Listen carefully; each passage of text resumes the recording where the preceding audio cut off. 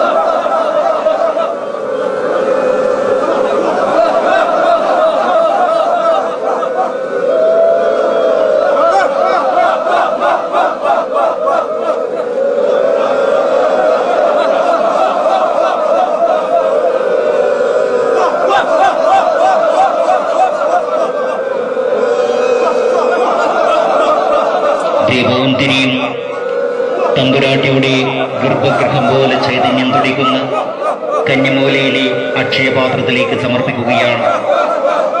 കലവറയിലേക്കുള്ള ഉപ്പുതൊട്ട് കർപ്പൂരം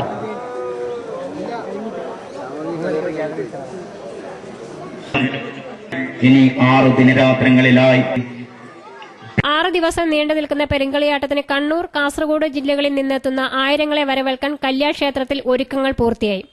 16 വർഷത്തിന് ശേഷം മുച്ചിലോട്ട് ഭഗവതിയുടെ മുടി നിവരുന്നതിന് കല്യാൾ ക്ഷേത്രം സാക്ഷിയാകുമ്പോൾ ആയിരക്കണക്കിന് ഭക്തജനങ്ങൾക്ക് സായുജ്യമാകും. മുച്ചിലോട്ട് ഭഗവതിക്ക് പുറമെ കണ്ണങ്കാട്ട് ഭഗവതി, പുല്ലൂരാളി, പുല്ലൂർ കണ്ണൻ, രക്തചാമുണ്ടി, നരമ്പിൽ ഭഗവതി എന്നീ തെയ്യങ്ങളും വിവിധ ദിവസങ്ങളിൽ കെട്ടിയാടും.